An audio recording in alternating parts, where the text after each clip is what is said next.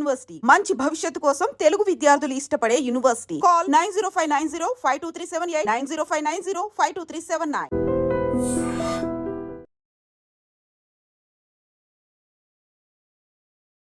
మరోసారి నగరంలో అంటే అపార్ట్మెంట్ లిఫ్ట్లో మరో ప్రాణం బలైపోయింది.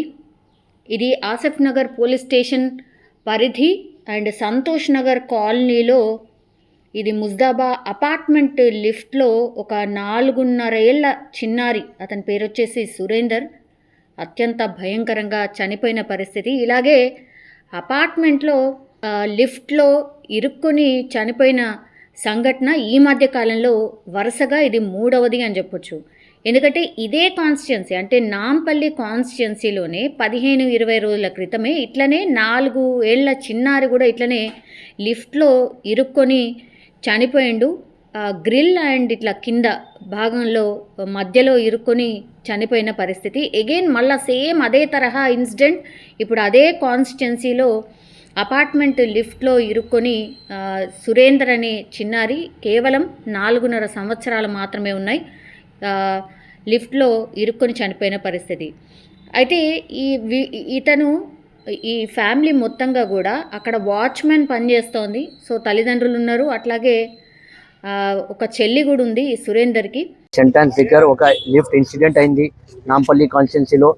ఎమ్మెల్యే జనాబ్ మాజిద్ హుసేన్ సాబ్ గారు నాకు ఫోన్ చేసినారు. ఆయన మస్జిద్లో ప్రేయర్స్ అవుతుంది, అప్పుడు ఆయనకి ఫోన్ వచ్చింది, ఇన్ఫర్మేషన్ వస్తే నాకు ఇక్కడ పంపినారు. నాతోటి ఏరియా ప్రెసిడెంట్ కూడా చాన్బాయ్ కూడా నాతోటి ఉన్నారు. ఇక్కడ లిఫ్ట్ ఇన్సిడెంట్ అయింది, ఒక 4.5 years వాచ్మెన్ పిల్లోడు స్టక్ అయిపోయింది అని మాకు ఇన్ఫర్మేషన్ వస్తే మేము ఇక్కడ వచ్చినాను. అప్పటి వరకు బాడీ తీసేసి ఆలిఫ్కి తీసుకొని వెళ్ళినారంట. అక్కడ కూడా నేను పోతున్నాను, చూస్తాం. ఇప్పుడు ఏమైంది, ఇది సెకండ్ ఇన్సిడెంట్ అయిపోయింది నాంపల్లిలో. ఇప్పుడు అందరు అపార్ట్మెంట్స్ వాళ్ళకి పిలిచి ఎవరు మెయింటెనెన్స్ చేస్తున్నారు, లిఫ్ట్ ఏ కంపెనీది ఉంది, ఇప్పుడు చాలా సీరియస్ తీసుకునే అవసరం ఉంది ఇప్పుడు. ఎందుకంటే లాస్ట్ నెలలోనే ఒక శాంతినగర్లో ఇన్సిడెంట్ అయింది, ఇప్పుడు సెకండ్ ఇన్సిడెంట్ అయింది. పొద్దున నేను న్యూస్ పేపర్లో ఒక ఆర్టికల్ చదివినాను, అక్కడ ఇన్స్పెక్టర్ కూడా ఇట్లానే లిఫ్ట్ స్టక్ అయితే ఆయన ఓపెన్ చేసినారు అంట, ఆయన స్టక్ అయ్యి ఆయన చనిపోయినారంట. ఇప్పుడు ఈ లిఫ్ట్ ఇష్యూస్ చాలా అయిపోయినాయి. ఇప్పుడు మేము ఎమ్మెల్యే సాబ్ నుంచి అడ్వైస్ తీసుకొని ఒక కమిటీ ఫామ్ చేసి ఈ ఎన్ని అపార్ట్మెంట్స్ ఉన్నాయి, ఏమేమి లిఫ్ట్స్ ఉన్నాయి, ఏం పరిస్థితులు ఉన్నాయి, ఇప్పుడు యాక్షన్ తీసిన అవసరం ఉంది. మేము తప్పకుండా యాక్షన్ తీసుకుంటాం. ఇప్పుడు ఈ పిల్లోడు ఏజ్ 4.5 years అంట, ఆయన నాయన చెప్పినారు. వాళ్ళు చాలా ఇన్సిడెంట్ అయిన తర్వాత షాక్లో ఉన్నారు. వాళ్ళ స్టేట్మెంట్ కూడా నేను తీసుకోలేదు, ఓన్లీ ఏజ్ అడిగినాను. ఆయన పిల్లోడు పేరు సురేందర్ అంట, ఆయన నాయన పేరు శ్యామ్. సో నలుగురు కూడా అక్కడే అపార్ట్మెంట్లో ఉంటూ ఉంటారు, వాచ్మెన్. సో ఈ తండ్రి పేరు వచ్చేసి శ్యామ్ బహదూర్, వాచ్మెన్గా పనిచేస్తున్నాడు. ఇది మొత్తంగా 6 అంతస్తుల ఉన్నటువంటి భవనం. ఇది ఒక చిన్న గదిలో అంటే వాచ్మెన్ రూమ్లు ఎట్లుంటాయి అట్లనే ఒక చిన్న గదిలో ఫ్యామిలీతో పాటు ఉంటున్నాడు ఈ శ్యామ్ బహదూర్. సో నిన్న రాత్రి 10 గంటల టైంలో సురేందర్ లిఫ్ట్ దగ్గర ఆడుకుంటూ ఉండగా తలుపు అంటే ఈ లిఫ్ట్కి సంబంధించిన గ్రిల్ ఉంటుంది కదా, ఆ మధ్యలోకి వెళ్ళిండు. దాన్ని ఎవరు గుర్తించలేదు. 4.5 చిన్నారి, పాపం అతనికి కూడా అనుకొని ఉండడు ఇట్లా అవుతుందని. సో 10 నిమిషాల తర్వాత ఇప్పుడు సురేందర్ ఎక్కడున్నాడు అని ఈ తల్లిదండ్రులు వెతుకున్నారు. అంటే చిన్నారి కాబట్టి 4.5 సంవత్సరాలు కాబట్టి తల్లిదండ్రులు ఎప్పుడూ కనిపెడుతూనే ఉంటారు ఒక కంట. సో అట్లనే ఈ ఎక్కడ పోయిండా బాబు అని తల్లిదండ్రులు వెతకడం స్టార్ట్ చేసిర్రు. అప్పుడు లిఫ్ట్ మధ్యలో పూర్తిగా ఇరుక్కొని కనిపించిండు. అప్పటికే అసలు ఆ చిన్నారి అంటే స్పృహలో లేడు, పూర్తిగా అన్కాన్షియస్ అయిపోయి ఉన్నాడు అని తల్లిదండ్రులు పూర్తిగా అందరినీ పిలవడం. మా అపార్ట్మెంట్ వాసులు అందరూ కూడా 10 గంటల టైం చాలా సైలెంట్గా ఉంటుంది, అందరు కూడా ఆల్మోస్ట్ ఇక కొంతమంది పడుకొని కూడా ఉంటారు. సో అట్లాంటి టైంలో కీకలు వేసిండ్రు వీళ్ళందరూ కూడా. అంటే ఈ వాచ్మెన్ శ్యామ్ బహదూర్, ఆ ఫ్యామిలీ మెంబర్స్ అందరూ కూడా ఆ బాబుని అట్లా చూసేసరికి తల్లిదండ్రులు కీకలు వేయడంతో ఆ అపార్ట్మెంట్ వాసులు, ఆ చుట్టుపక్కల వాళ్ళు అందరూ కూడా వచ్చిండ్రు. లిఫ్ట్లో బాలుడు ఇరుక్కుపోయిన సంఘటనని వీళ్ళు పోలీసులకు ఫస్ట్ సమాచారం ఇచ్చిండ్రు, అట్లనే అంబులెన్స్కి కూడా ఫోన్ చేసిండ్రు. సో ఈ డాక్టర్స్ వచ్చి చూసేసరికి పాపం అప్పటికే బాబు చనిపోయిన పరిస్థితి. అయితే ఇట్లాగే వీళ్ళు నేపాల్ నుంచి వచ్చిండ్రు. కేవలం వాళ్ళు వచ్చి కూడా 7 నెలలు మాత్రమే అవుతుంది.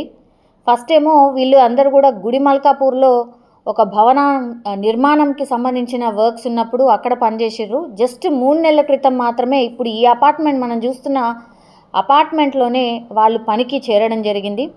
సో ఈ మధ్య కాలంలో మనకు తెలుసు వరుసగా లిఫ్ట్ ప్రమాదాలు, ఇది 3వది. ఇదే కాన్స్టిట్యుయెన్సీలో 15-20 రోజుల క్రితం లిఫ్ట్ ప్రమాదం జరిగింది. ఇట్లనే గోడకు అండ్ గ్రిల్కి మధ్యలో బాబు ఇరుక్కొని ఆ తర్వాత పాపం కొన ఊపిరితో ఉంటే నీలోఫర్ హాస్పిటల్కి తీసుకుపోయిన తర్వాత ట్రీట్మెంట్ తీసుకుంటూ చనిపోయిన పరిస్థితి. అట్లాగే 2 రోజుల క్రితమే రాజన్న సిరిసిల్ల జిల్లాలో 17వ బెటాలియన్ కమాండెంట్ ఎవరైతే ఉన్నారో గంగారం ఇట్లనే లిఫ్ట్ ప్రమాదంలో చనిపోయింది. ఇప్పుడు మళ్ళా ఈరోజు ఈ బాబు చనిపోయిన పరిస్థితి. సో వరుసగా ఇట్లా లిఫ్ట్కి సంబంధించిన ప్రమాదాలు జరుగుతున్నాయి. కాబట్టి అసలు ఈ కంపెనీస్ అంటే లిఫ్ట్కి సంబంధించి చాలా కంపెనీస్ ఉన్నాయి. సో స్టాండర్డ్ కంపెనీస్ ఏవి తక్కువలో వస్తున్నాయి కదా అని చెప్పి ఏదంటే అది లిఫ్ట్ పెడుతున్నారా, లేదంటే అసలు కనీసం మెయింటెనెన్స్ లేకుండానే వదిలేస్తున్నారా? ఈ అపార్ట్మెంట్కి సంబంధించిన వాళ్ళు మెయింటెనెన్స్ కింద ఎంతో కొంత అమౌంట్ తీసుకుంటారు. మరి అసలు ఈ లిఫ్ట్ మెయింటెనెన్స్ అంటే ఆగిపోయి ఏమన్నా అయితేనే ఈ లిఫ్ట్కి సంబంధించి రిపేర్ కోసం పిలుస్తున్నారు తప్పించి నిజంగా నెలకోసారో 2 నెలలకోసారో ఈ లిఫ్ట్ మెయింటెనెన్స్కి సంబంధించి ఎవరూ పట్టించుకోవట్లేదు అని ఈ వరుసగా జరుగుతున్నటువంటి ప్రమాదాలే మనకు కనిపిస్తున్న సిచ్యువేషన్ అయితే ఉంది. సో వెంటనే ఈ సమాచారం అందుకున్నటువంటి పోలీసులు అయితే ఘటనా స్థలానికి చేరుకోవడం అండ్ బాలుడిని ఆసుపత్రికి తరలించే లోపైగా ఆయన చనిపోయినట్టుగా డాక్టర్స్ నిర్ధారించిన పరిస్థితి. సో ఏవైతే నిబంధనలకు విరుద్ధంగా చాలా అపార్ట్మెంట్స్లో అండ్ కమర్షియల్ కాంప్లెక్స్లో ఈ లిఫ్ట్లు ఇట్లా నిర్వహించడం వల్లనే ఈ ప్రమాదాలు జరుగుతున్నాయని స్థానికులు చెప్తున్న సిచ్యువేషన్ అయితే కనిపిస్తోంది. దీని మీద పర్యవేక్షణ లేదు. సో చిన్నపిల్లలు ఎప్పుడైతే ఈ లిఫ్ట్కి దగ్గరలో ఉంటారో వాళ్ళని కొంత చూసుకోవాల్సిన సిచ్యువేషన్ ఉంది. చిన్నపిల్లల్ని నిజంగా లిఫ్ట్లో ఒక్కడిని కాకుండా తల్లిదండ్రులు వెంట ఉండే తీసుకువెళ్ళాలి. సో ఇవి చిన్నపిల్లలనే కాదు, ఇప్పుడు 2 రోజుల క్రితం రాజన్న సిరిసిల్ల జిల్లాలో పెద్ద వ్యక్తి చనిపోయాడు. సో ఇట్లా ఈ మెయింటెనెన్స్ కావచ్చు, అసలు ఏ కంపెనీ ఉంది, నిబంధనలు ఏం చెప్తున్నాయి, అవి ఏవి కూడా తెలుసుకోకుండా ఇట్లా ప్రమాదాలు జరిగినప్పుడు రెస్పాండ్ అవ్వడం కాకుండా ఖచ్చితంగా అసలు దీని మీద యాక్షన్ ప్లాన్ ఏముండాలి ఏంటి అనేది ఆలోచించాల్సిన అవసరం అయితే కనిపిస్తోంది.